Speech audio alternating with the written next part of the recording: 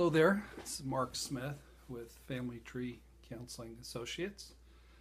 I have returned from the beach, and it's a beautiful spring in central Indiana. It's rained all day today, or most of the day, but the trees are all blossoming, and I went and bought a bunch of flowers this weekend, and the weather is in the late, higher 70s, so spring has sprung. I have gotten many responses from the three-part series that I did when I was at the beach, and I'm spacing out what I called that. It had like a really powerful name, Slaughter, the Slaughter of Trust. And I've gotten many people who are reaching out and they want feedback. And so I'm sort of starting a free therapy. I'll do your video and respond. And I've got 3 people in line now for it. And I make a living as a therapist, but I'm giving away free therapy. But it helps people to really, I think, understand the big picture. So I don't mind doing it, and I come up with some there's some really fabulous stories. So this is an email that comes from, I'm going to call her Sarah. She's from the UK. And Sarah's byline, she wrote, "I have abandonment issues and I just need some validation." So Sarah wrote, "I've been watching a few of Mark's videos on YouTube, and a lot of it makes perfect sense to me. I'm wondering if I could possibly just get some validation, which is so important to me, as many people say I have no reason to be this way." So I wasn't sure when I read this if I could offer validation to Sarah or not. I just call them like I see them, and I just, good therapy is about things that are true, and I try to not pull punches and just tell you what I think. So Sarah writes, "My backstory is that my dad left the family when I was 3, but I don't remember him at all." So I was thinking, so I'm going to call this video, "How Abandoned Were You?" And I like to think of things quantitatively and really measure them by giving them numbers. I'm always rating the severity of an affair, or I want to know exactly what the power percentages are between a couple. I want to quantify things. So I just thought it would be interesting to quantify the level of Sarah's abandonment issues. And this isn't a scientific study. It's very objective, or very subjective. So let me tell you this. It got me thinking, on a scale of 1 to 100, with 100 being total and complete abandonment, it made me think, I wonder how bad my parents abandoned me. And I've got really severe abandonment issues, but what I came up with, just purely subjectively, was 87 out of 100 for my dad, and about 86 out of 100 for my mom. But they weren't in the 90s, which surprised me. But they were both there and involved throughout the end of my childhood. My parents married each other and divorced each other 3 times. Married, divorced, married, divorced, married, divorced. And there were several marriages for both of them in between. But so even as late as middle of high school, my parents were together. So Sarah, I'm going to go ahead and give you my impression of your scores. A father who leaves the family at age 3 and you haven't heard from the guy since, you don't remember him, that's 99 out of 100. That's bad abandonment. We could stop right there. And yes, Sarah, you have severe abandonment issues. So the total top score theoretically would be 200, but then when you factor some other parenting substitutes in, I'm going to tack on some extra points here. So then Sarah writes, my mom died. I like how British people talk. My mom died when I was 6, so technically she didn't abandon me, but she did. Anybody who leaves you for whatever reason abandons you. So she did in fact abandon you. It wasn't her choice, but that's rough. That's rough. Your mom dies when you're 6, your dad splits when you're 3. So I gave that a score of 94 out of 100. Your mom dying when you were 6, that's really rough. Sarah writes, I went to quite a few different foster homes and children's homes in which I had some hurtful experiences. I was 10 years old when I finally was fostered with a couple that I stayed with. And then my foster dad sexually molested me when I was 14, and then he died when I was 15.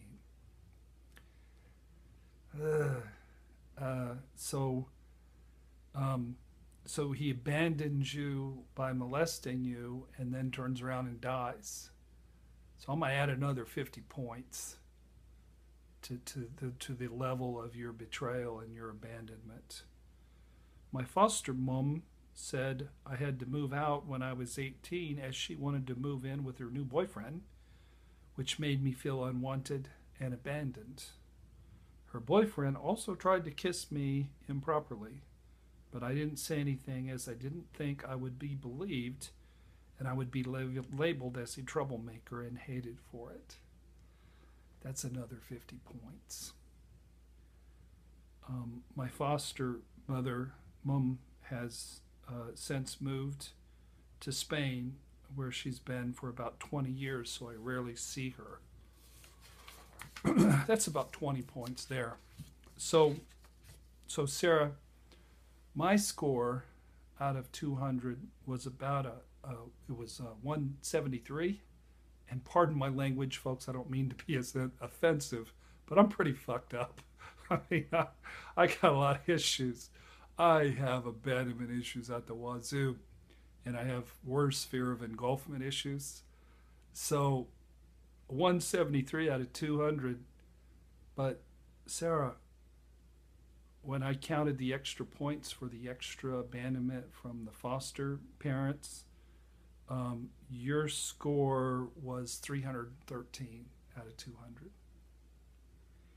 So you were brutally, awfully, wickedly abandoned.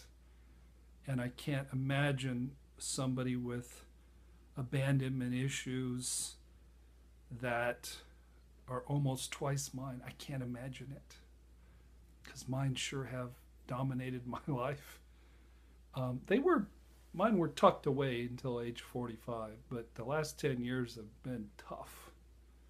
So Sarah writes, I also had some friends who hurt me when I was 18. I felt totally betrayed by them. You know how many points I gave Sarah for that? I gave her 0 points. She's 18 years old, and these were friends. When I was 22, I met my ex-husband, and I've since realized he was a narcissist. And he might have been a narcissist. But I don't like that label, because it sort of vilifies the person. He was who you needed him to be. You needed somebody who was abandoning and probably very focused on self and not so much on you or meeting your needs. Sarah writes, we met and got married in 3 months, 3 months, which I know isn't normal. God bless you. Should be a law against it in every country in the planet. 3 months. Wow. And it just goes to how primitive people are who have abandonment issues, and how when they fall in love, they falls in love, you know. they go all wild on the love, and they lose all common sense, and they lose much in the way of emotional intelligence. And it was a terrible decision to get married in 3 months. Nobody ever should get married, in my opinion, before 2 or 3 years of dating and the whole time spent in therapy. You know, that's just me, but I know what I'm talking about. So, of course, Sarah gets 0 points for the narcissist husband. You didn't get abandoned if you recruited the fella to do what he did. And that's just the power of enmeshment, that you married that quickly. He turned out to be a pedophile, and he sexually abused our daughter when she was 2. So this is so sad. This story is so sad. I'm sure your husband was sexually abused himself, and he's acting out his abuse. Sarah writes, I wanted to leave him, but due to my issues, I felt I couldn't make it on my own. He was emotionally abusive, which made me feel less worthy than before. He had 2 affairs during our marriage and tried to start many more, also with underage girls. So this fella belongs in prison. He was, sexually abused as a child. I'm sure of it, but he's got an addiction to underage girls. And Sarah writes, we are now separated, thankfully. Although it took a lot to do, I am now happier without him. He's not safe.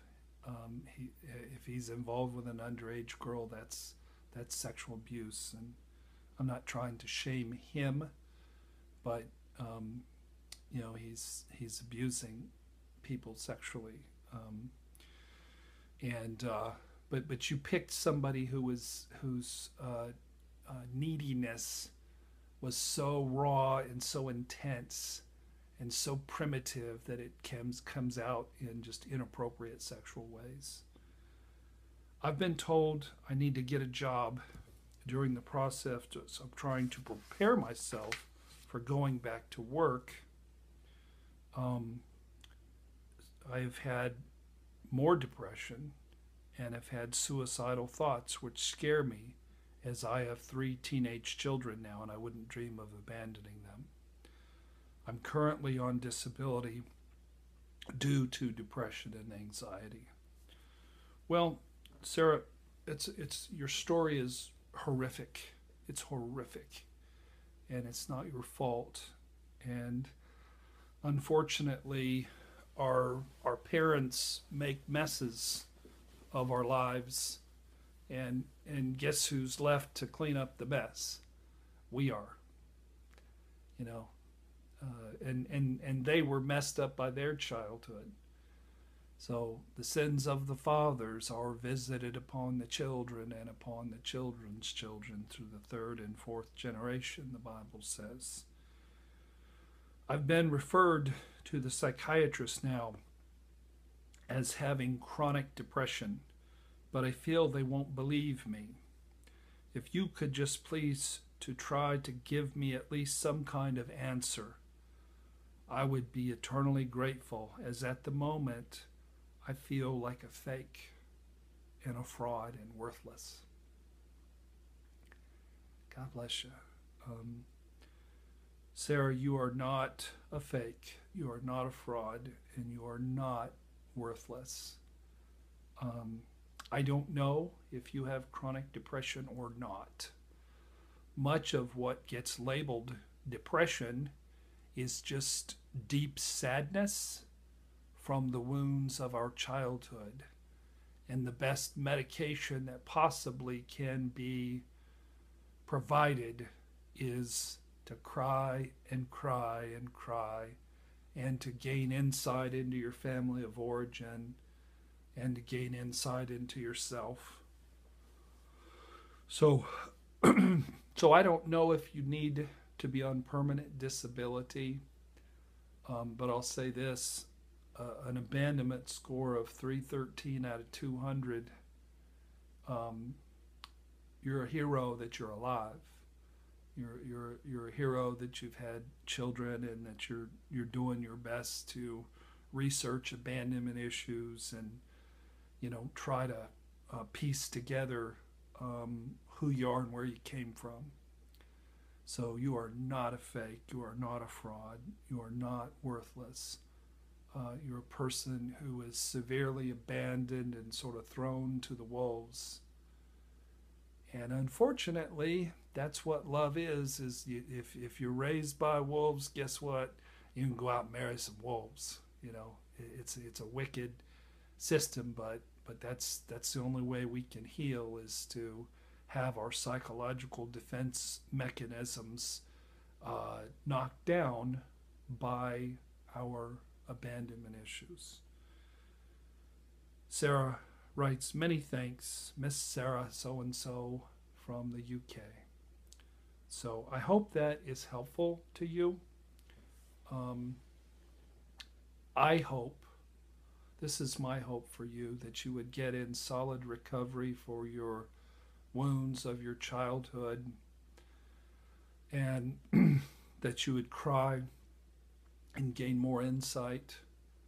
And you can't overcome abandonment issues in the sense you can't heal them, but if you would you manage them by working on your recovery, by having a lot of insight, by having a lot of objectivity, and then you heal as much of your childhood stuff as you possibly can. And every relationship romantically is an opportunity to be in recovery and to do work on yourself. So my hope is that you wouldn't be on disability the rest of your life. Certainly you need medication now, and the disability you're on is no doubt very justified. But to be able to sort of overcome the wounds of your childhood, and not everybody's love life is created equal, that's for sure. I don't know, I feel in my own life, I feel really blessed. Things are really sort of coming together in a lot of ways for me, professionally and financially and self-esteem wise, but the truth teller about your emotional healthiness is your love life, and mine's a bit rocky about now, just through picking people who have abandonment issues and who have a lot of rawness and a lot of work that they need to do.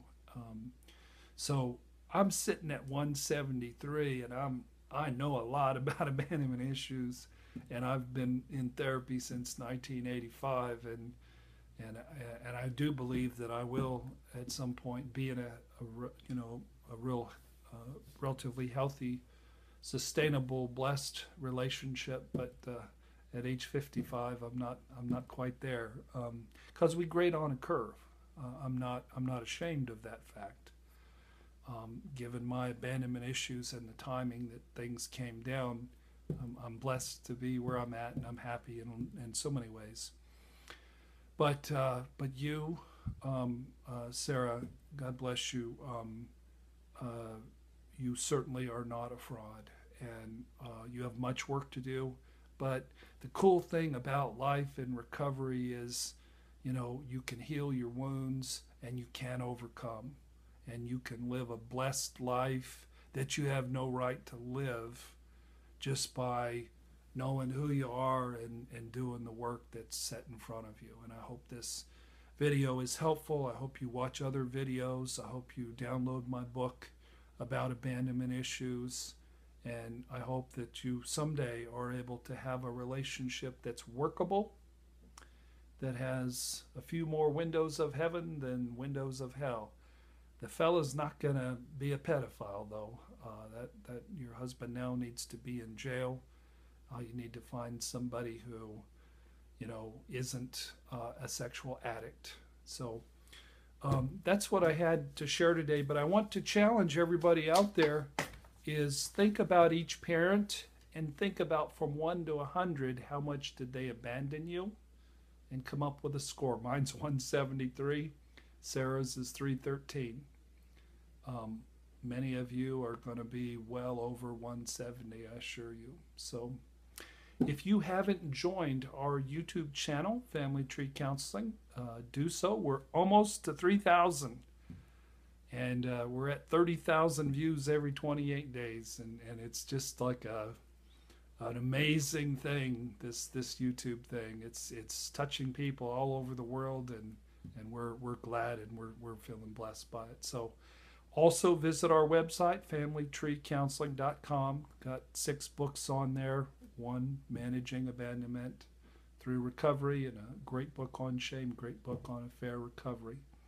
So thank you for watching the video today, and God bless.